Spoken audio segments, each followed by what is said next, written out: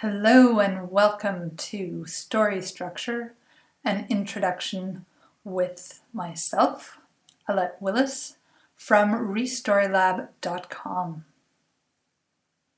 Stories and storytelling are really hot right now.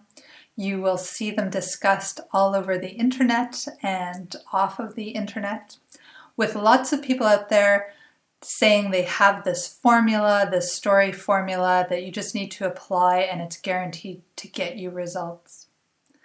This video is slightly different.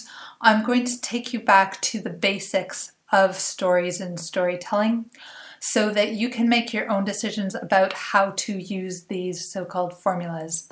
The slogan here is tools, not rules, and becoming conscious about your storytelling creativity. The good news is we are all storytellers. As humans, it's our birthright. For millennia, humans have been telling each other stories. We're very good at it.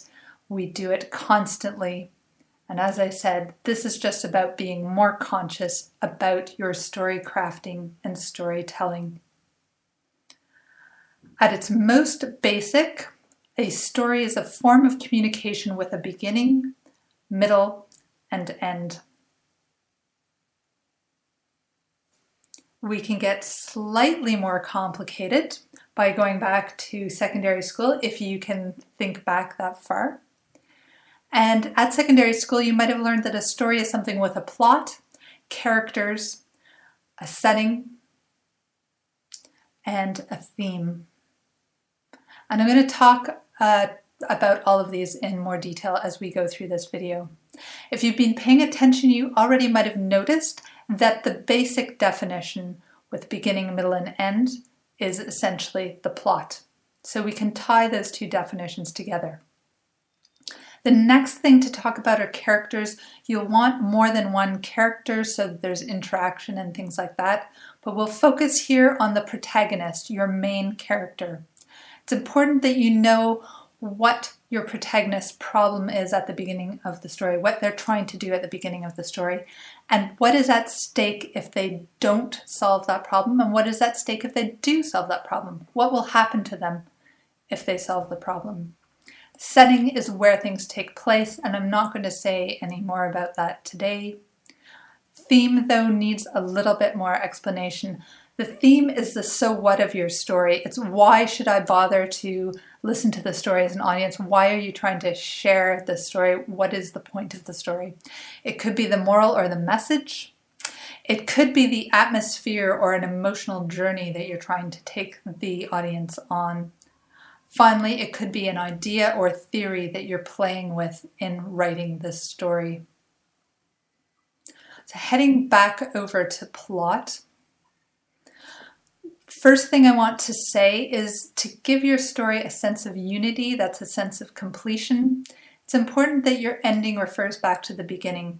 So whatever problem character you started off in the beginning, it's useful at the end to refer back to that problem. It doesn't mean the problem needs to be resolved, but you do need to acknowledge that it hasn't been resolved if it has not been resolved. You can enhance this by adding imagery in the ending that echoes imagery at the beginning. Now coming to the middle, it's useful in the middle if at least 3 things happen. 3 is very common in European storytelling traditions. We can think of the 3 little pigs, Goldilocks and the 3 bears. In other cultures, the number is 4 or 5 or 7. Doesn't really matter as long as it's more than 1 or 2. Having more than 1 or 2 events happen provides the story with a sense of building tension and also provides a context for the character to demonstrate character development. So if we go with 3, we can see that the first event can be the character's first attempt to solve their problem, where they try and they fail, they learn, they apply that learning to the second event, they fail again, but learn more, and finally, at the end of the story, they try applying everything that they've learned and they finally succeed, and you've got good character development and good development of tension across your story. Now, to begin your story development process, ask yourself the question, what if? What if this particular character ended up in this place and these three things happen? Or what if we explored this theory in a particular setting? What if? Think about what your what if is. Finally, there are two overarching motifs that thread their way through every story. The first gets discussed everywhere, overcoming obstacles, conflict, tension, that sort of thing. You'll see that in every creative writing book. And that's certainly important, and it certainly does provide tension and interest in a story. But it leaves out the other central motif, which is the motif of connection, connecting, reconnecting, which is equally important in storytelling, and you need to pay attention to that. So different genres will have different emphases. Rom-coms might emphasize connection, but still the two characters have to overcome obstacles before they connect, right? Adventure type stories might be mostly about overcoming obstacles, but there will still be mentors, helpers, friends, buddies, etc. So every story will have these two. I highly recommend that you try applying what I've discussed through storyboarding. Get an A3 or a poster size sheet of paper. You can fold it into 8 squares, or you can draw lines like I'm doing here. And you will notice that what I talked about above fell into 8 categories. So you can label each of these boxes on your storyboard. Down the left, you can have beginning, middle, and end. And down the right, you can write characters, setting, and theme. The great thing about storyboarding is you can start in whatever box you're ready to start in. So perhaps you know the theme that you want to work with in the story and one of the characters. So you can start working in those boxes until working in those boxes helps you to fill out setting or gives you inspiration for the middle of the story.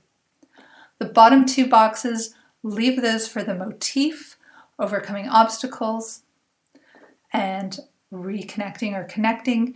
And you can make notes in those boxes of how those threads are going to make their way through your story. So that's it for this video.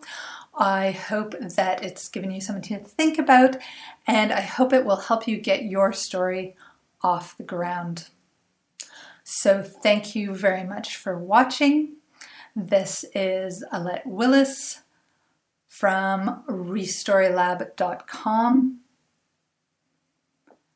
Please come over and visit me at restorylab.com and let me know how your story crafting went. If you found this useful, please like it and share it and check out some of the other resources I've got. Have a great day.